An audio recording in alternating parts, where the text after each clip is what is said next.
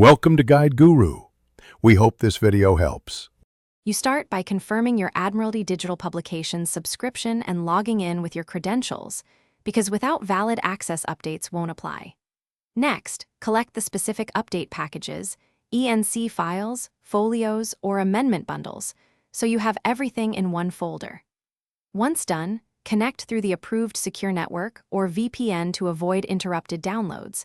This also ensures certificate validation. Make sure your workstation clock matches server time to prevent. Now you run the official update tool and point it to the folder with your packages. You do this because the manager handles indexing and version control. Once started, validate each file, use checksums and confirm publication ID, so corrupted or mismatched files are caught early. As the import progresses, watch the log for error codes and paused items.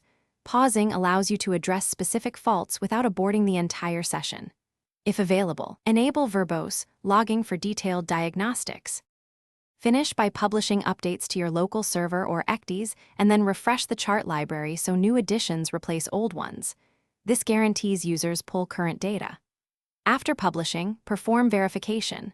Open a sample of amended charts, confirm library version numbers, and check promulgation dates to ensure completeness.